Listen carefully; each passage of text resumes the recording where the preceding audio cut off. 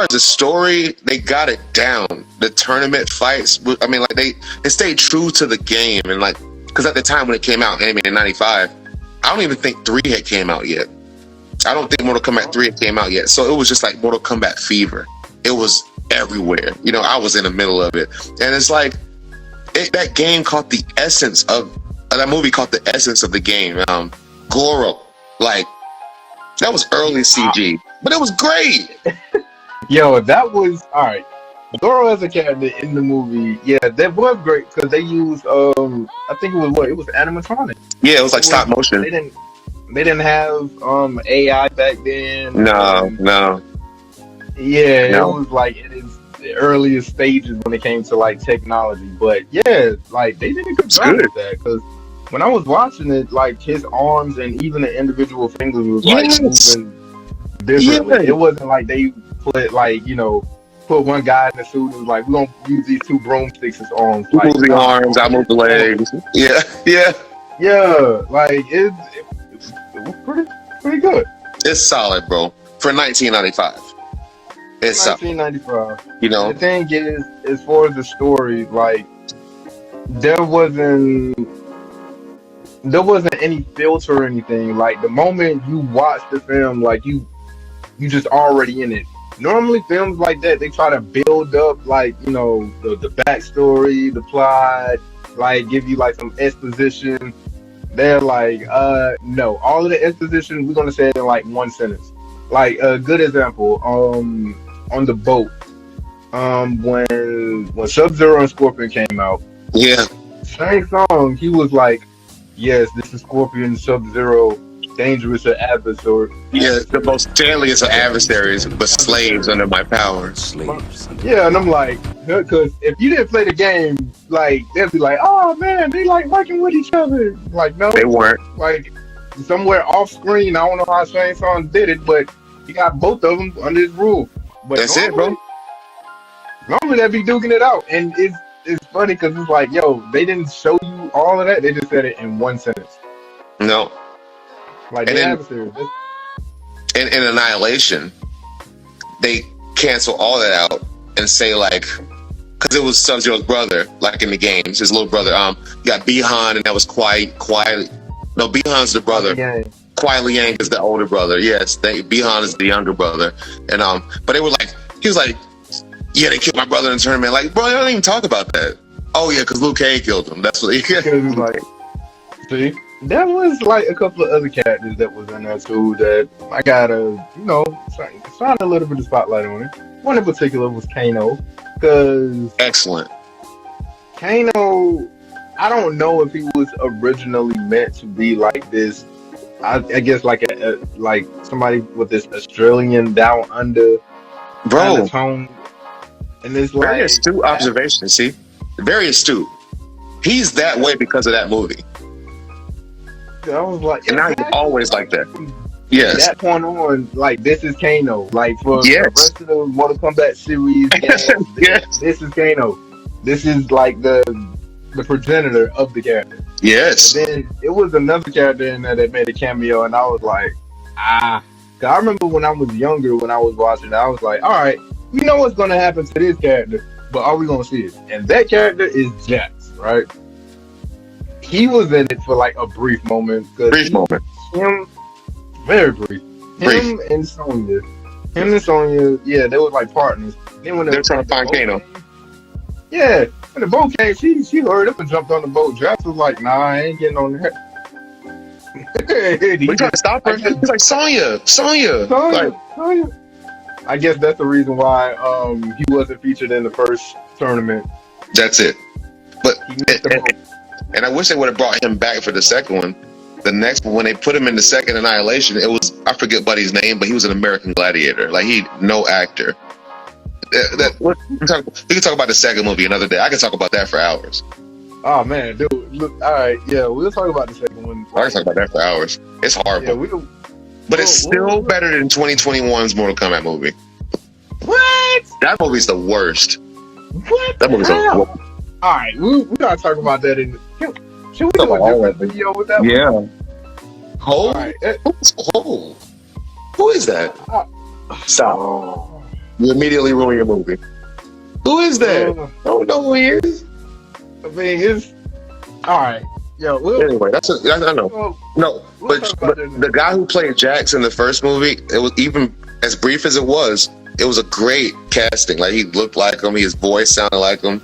I loved it. I think I think when it comes to the casting of that movie, it was just so well done. Like Christopher Lambert is Raiden. Everybody that had Sylvester Stallone was Katana. Everybody was casted perfectly, and I think that's why I liked the movie. It was like they brought it to life. Yeah, they did. Like even with the special effects as well. I remember the one particular scene where Sub-Zero, where he froze like the tip of the gun off of Oh yeah, Sub-Zero. And broke it Yeah, off.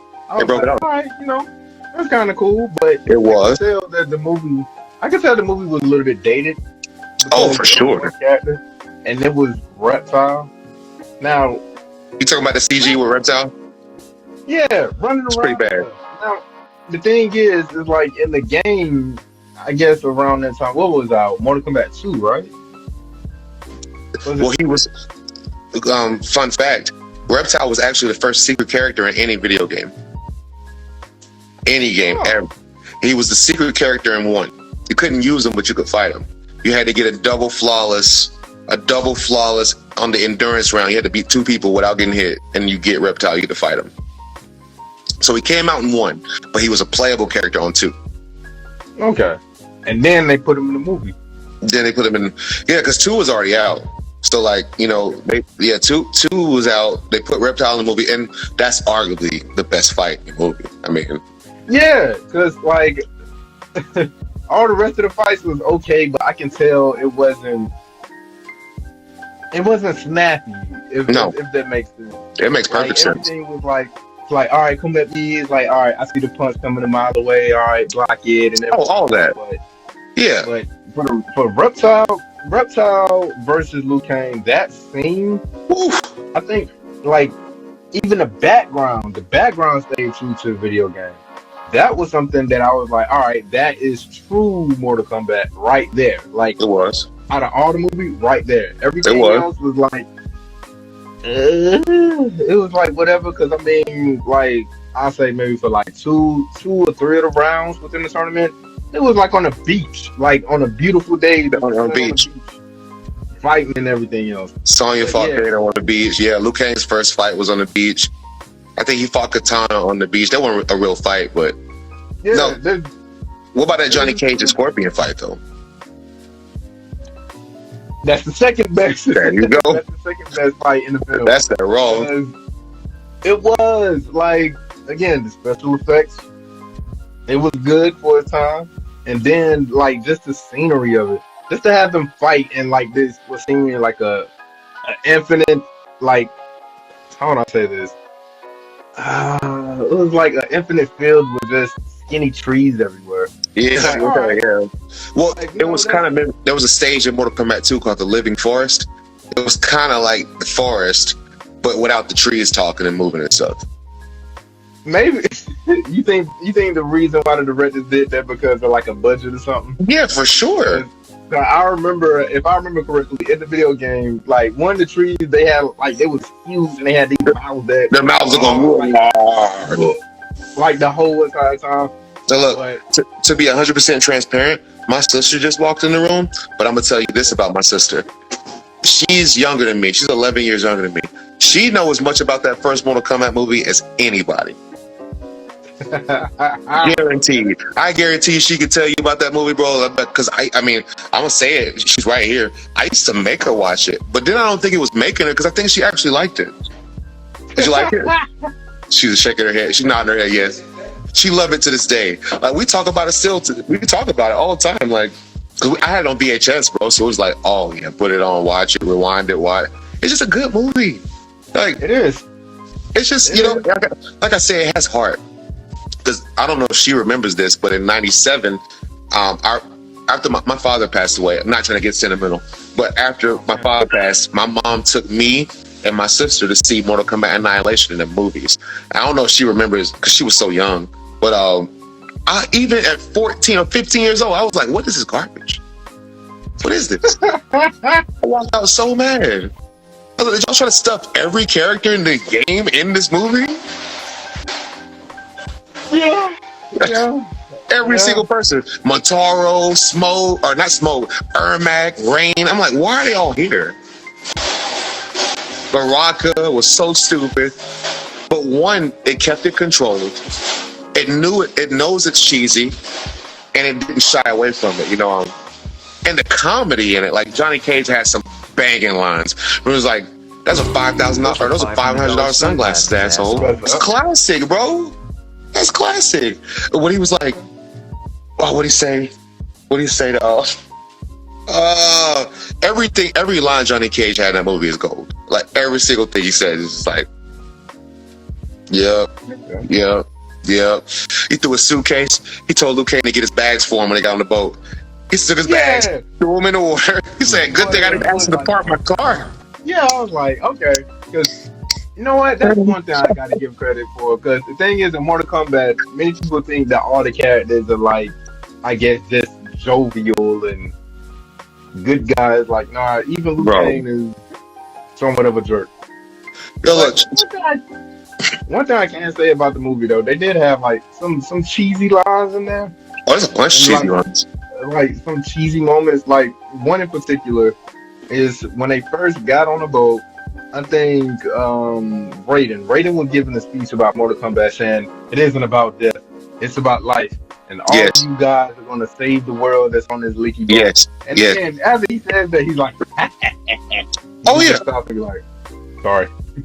But that's Christopher, bro. They picked Christopher Lambert, the king of the B movie, to play Raiden. Like, you know what I mean? Like, it's about Highlander. He got so many B movies. I can't even name them. But no, like I said, but that movie knew what it was doing. It knew to play on the jokes. It wasn't trying to be, and that's my problem with the new one.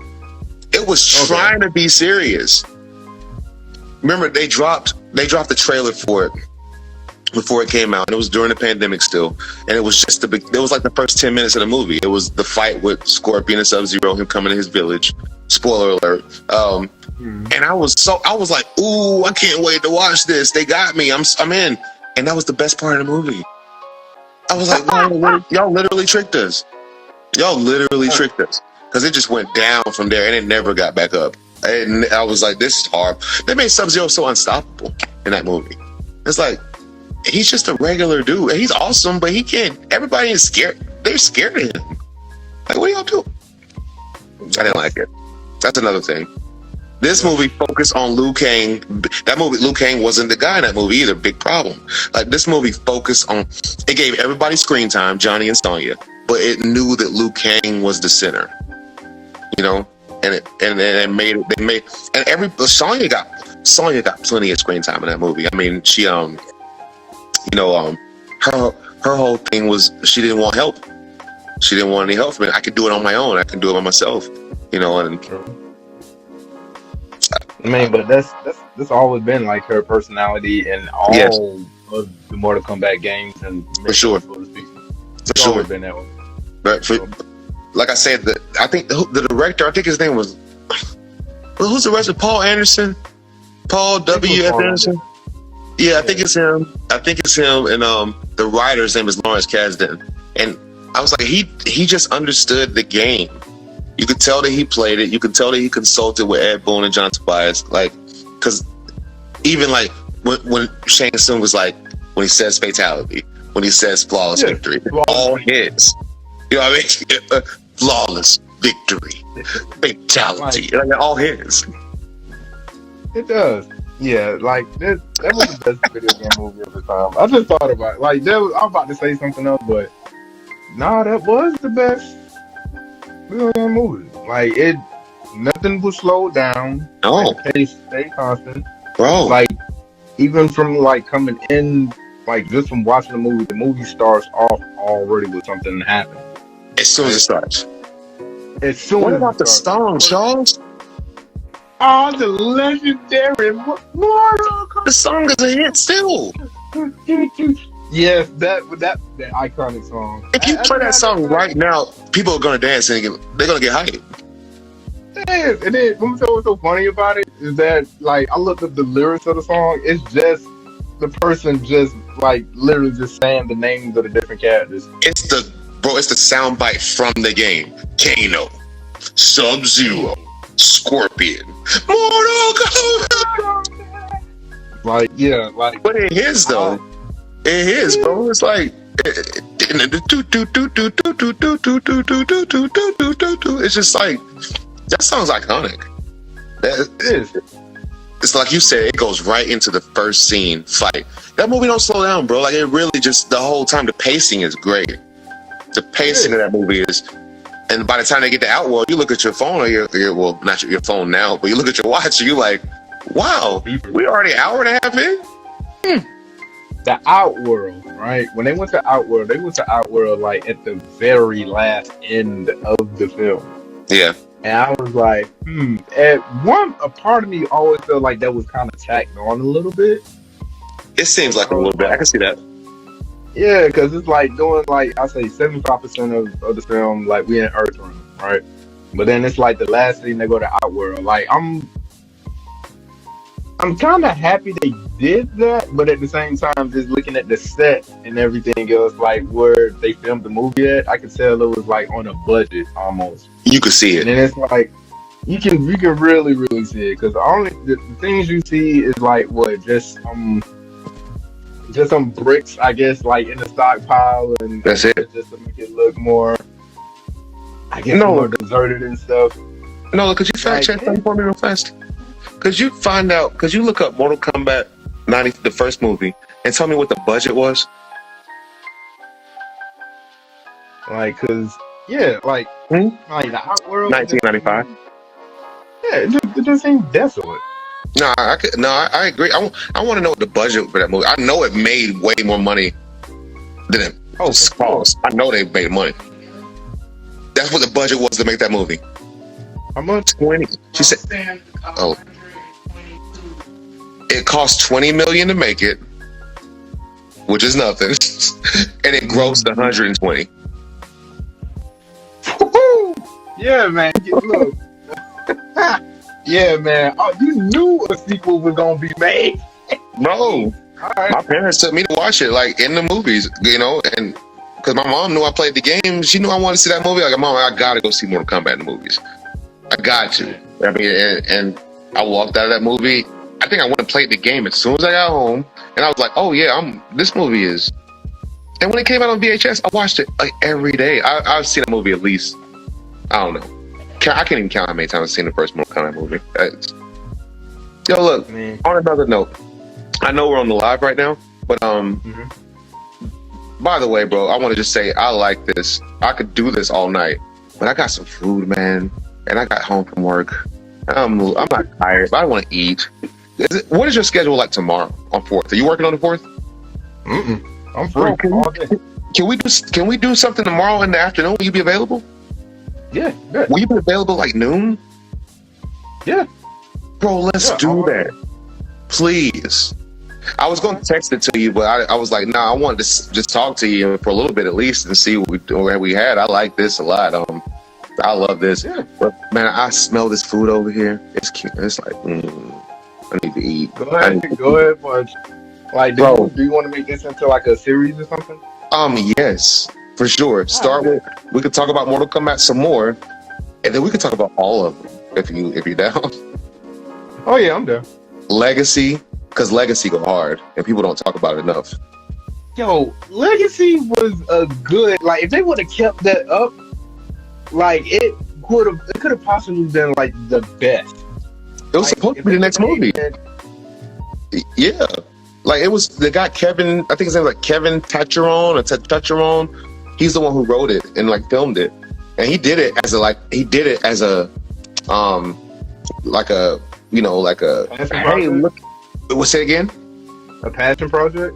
It was a passion project, but it was like a showcase, like, hey, I could do the Mortal Kombat movie. Let me do it. I could do it. Like, we went and got Michael Jai White to play Jax, They went and got Jerry Rines for something. Like, he went and got some big names. You brought Carrie back. Like, Yeah, man. Yes. I don't. Then the way they did Liu Kang too. That Yeah, was great, we should make bro. that into a series. Let's do that. We're gonna talk about that for sure.